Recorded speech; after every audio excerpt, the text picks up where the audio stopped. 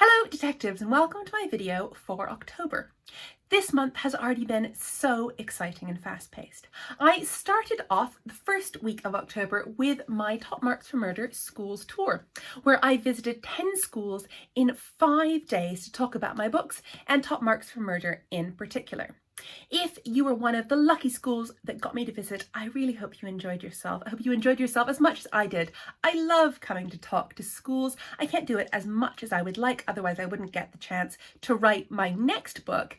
But when I have the opportunity to do it, I have the best time.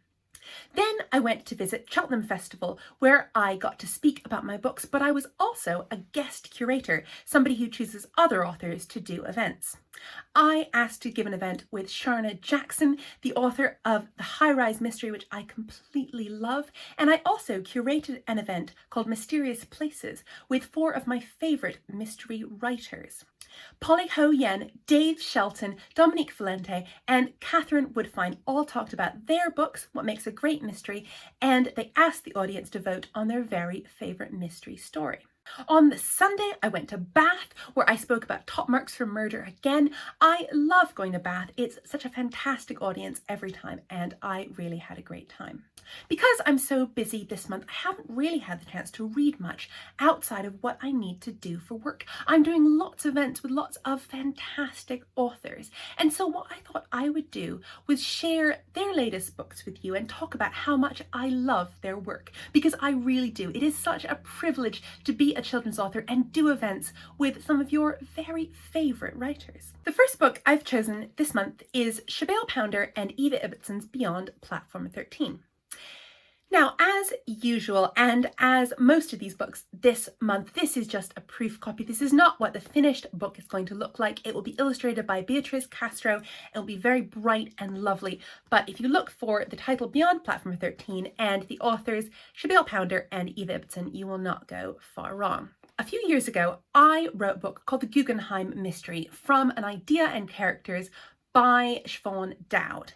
And that came about because Siobhan Dowd wrote the first book in the series, The London Eye Mystery, but very tragically died before she could start work on the sequel, which she was going to call The Guggenheim Mystery. And something a little bit similar has happened with this book. 25 years ago, an author called Eva Ibbotson, who I loved when I was younger, and I still think she's one of my very favourite authors, she wrote a book called The Secret of Platform 13. This is a book about a magical world connected to our world by something called a gump. And this gump, this tunnel, comes out in King's Cross in Platform 13. It only opens once every 9 years, and when The Secret of Platform 13 begins, the creatures who live in the island beyond the gump have a terrible problem, because 9 years ago, their prince was lost, a baby was lost somewhere in London. He went through the gump, didn't come back, and so a rescue party has been sent out to go find him. It's a very mixed up rescue party. Many things go wrong, but in the end, everything is wonderfully resolved. And that is the original book by Eva Ibbotson called The Secret of Platform 13 that I read when I was younger.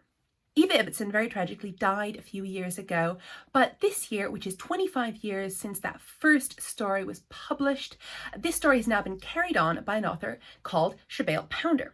Now, you may know Sibeal's work. She writes the Witch Wars and the Bad Mermaid series, and she is one of the funniest, weirdest authors that I know. I love her work. I love the weird inner workings of her brain. She is totally unique and hilarious, and that's why I think she is a great author to pick up Eva's story and carry it on 9 years later. In the story of Beyond Platform 13, a little girl called Lena is suddenly swept up into the magical world of the gump and the island and the mist.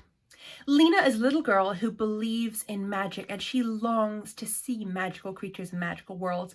And her wish is granted when a character who was in the original book, Odge, a young hag, finds her and mistakes her for a very important person who is destined to save the island of mist, which is under attack from these terrible harpies who are also in the original book. And Lena is swept up into the quest to save the island and stop the harpies before the gump closes. There are only 9 days to go until the gump closes. It is a madcap adventure. It's funny, it's clever, it expands so beautifully on Eva Ibbotson's original world, while still having loads of touches of pure Sibeal pounder funniness. I really enjoyed reading this book. I'm a massive fan of Eva Ibbotson, as I think you can probably tell from me talking about her book. I love her. And I was really anxious because even though I think Sibeal is a fantastic author, to me, The Secret of Platform 13 is a very, very sacred and special book. But I think Sibeal has done a phenomenal job of carrying on the story. I was swept up in the adventure. I loved seeing all of my favorite characters once again, but also seeing lots of totally new characters, including Lena and the ghost mouse Magdalena, who I think might be one of my very favorite characters. I really enjoyed this book, and I think you will like it too, whether or not you have read The Secret of Platform 13. I think you should. I think it's phenomenal, but I think you could probably start with this book and then go back and find out what the story was about. This is perfect for anybody 8+ who loves magic and adventure, who dreams of seeing magical creatures and being whisked off to magical lands. Anyone who has loved Sibeal's books, Witch Wars and Bad Mermaids, and anyone who loves Eva Ibbotson. This is the perfect continuation to a fantastic classic of children's literature. The next book I've chosen is by an author who I used to love when I was younger, and I still adore her. Every single book she comes out with, I love, and it's Hilary McKay and The Time of Green Magic. Again, this is a proof copy, but you'll be able to find this book in a bookstore if you go and ask for The Time of Green Magic by Hilary McKay. This is a book about a girl called Abby, whose mother has died when she was very young and who has just been living with her grandma and her father until her grandma decides to go back to Jamaica and her father marries a new woman, a woman called Polly, who already has 2 sons, Max and Louis. So suddenly, from being an only child, Abby finds herself in the middle of this big, messy, blended family, and they are all moving to a totally new house, a slightly creepy, slightly old-fashioned house wrapped with ivy. And as Abby and Max and Louis are struggling to fit in there, struggling to connect as a family, very strange things start happening to do with books. Abby is a big bookworm, and she starts noticing that when she's reading a book, she sort of falls into it. If she's reading a book about the sea, she'll get salt on her lips. If she's reading a book about the icy waste, she'll feel really, really cold. She gets more and more engrossed in the books that she's reading. And at the same time, Louis, the youngest child in this book, Louis discovers a friend, a secret friend called Iffin, who comes to meet him every night. Iffin is some kind of animal. Louis doesn't know what kind of animal, doesn't know where he's come from, but Iffin keeps growing, getting bigger and bigger and bigger, and more scary and problematic. At the same time, Max is falling in love with the babysitter that Max and Abby's parents have hired because they are rushing around trying to earn enough money to let the family stay in this big, rambling old house. This is a fantastic portrayal of family life. I've said before how brilliant Hilary is at creating family dynamics, at writing about believable siblings and parents and rivalries and arguments, but basically she writes about families who adore each other, and that's what she's done in this book. All of the characters are so believable, they're so real, their struggles and fears and confusions are so very like ones that I know about and my friends know about. All her characters feel completely real to me. But Hilary is also great at writing stories that have just a tinge of magic. You're never quite sure in this book what is real, what is true, whether books really are coming to life or not. And I love that uncertainty. I love that sense of possibility that she puts into all her books, and especially this one. As all of Hilary's books, she wrote The Skylark's War, which I talked about last year, and I loved it. As with all of her books, this is beautifully written, beautifully imagined, just such a pleasure to read. I would say this is perfect for anybody 8+ who loves books where stories come to life, loves books about families who feel totally realistic, but families struggling to come together and work together as a family. If you like your books with just a hint of magic, a hint of mystery and imagination, this is perfect for you. The next book I've chosen is Shadows of Winterspell by Amy Wilson. Amy and I worked together on the Return to Wonderland anthology earlier this year, and I know that she is the most fantastic, imaginative, magical author, and that is what this book is. The story starts with a girl called Estelle who lives on the edge of Winterspell Forest with her grandma and her grandma's familiar, the imp Peg. And that is the first clue you get to the fact that Estelle is not a normal girl, her grandmother is not normal either, and this is not a normal story. It turns out that Estelle's grandma is a ghost who is tasked with looking after Estelle when she was very young, when her mother tragically died and her father left. So Estelle has been alone in this tiny cottage at the edge of Winterspell Forest, which is full of magical creatures and fairies, with just her ghost Nan and her Nan's familiar Peg for her entire childhood. But things are about to change for Estelle because she is determined to go to human school for the first time. She has never really left the cottage, but she wants that to change. She believes that if she can just get to the human world, get to the human school with normal human kids, she can have a bit of a normal life. That's what she dreams of. She's just so tired of hiding away. But when Estelle gets to school, she realizes that all is not normal here either.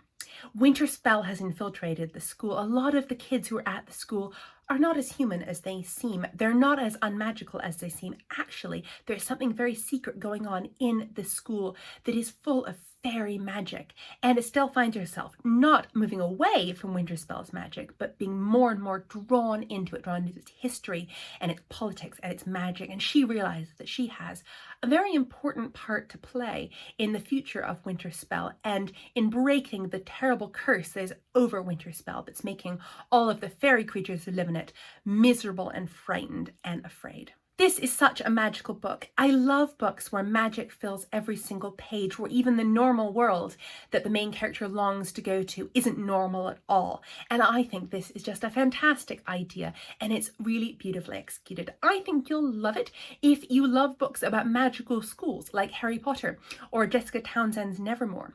I think you'll love it if you love school stories in general, perhaps even if you love my books. And you'll love it if you love magical stories, stories about fairies and witchcraft.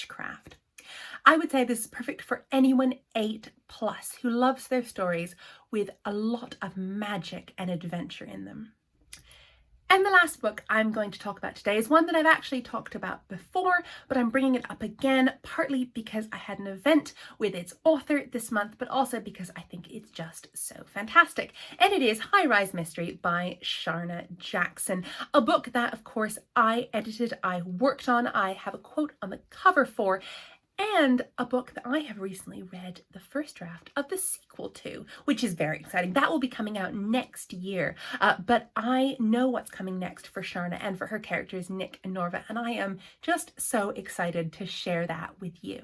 Highrise Mystery is, I think, the perfect book to read if you love my books and want to discover a new author who writes a bit like I do. Nick and Norva are the two detectives in this case, and they are solving the terrible crime of their friend and mentor, a man called Hugo, who tragically dies on the Tri-Estate, the estate that they both live in London. The girls are convinced that this was murder and the police agree, but unfortunately, the person who the police think has committed the murder is none other than the girls' father, Pap. And the girls have to race against time to solve the mystery, work out who the real murderer was, and save their father from prison. It's a brilliant mystery. It's so well plotted. It's so well written. I had a great time reading it. I've read this book about 10 times, I think. I read it again and again as I was editing it, and I still love it. It still feels so fresh and funny and brilliant. Unlike my book, it is set in the modern world. It's set in 2018, whereas mine, of course, are set in the 1930s. But apart from that, if you love reading about Daisy and Hazel solving murders, I know you will love reading about Nick and Norva solving murders. They are the 21st century's answer to Daisy and Hazel. Highrise Mystery is perfect for you if you love murder mysteries, if you love funny stories, if you love solving crimes. I would say it's perfect for anybody 8+. So that's all for me this month, but I will be back next month in November with updates on what I've been reading and also updates on my new project. But until then, have a great month and goodbye.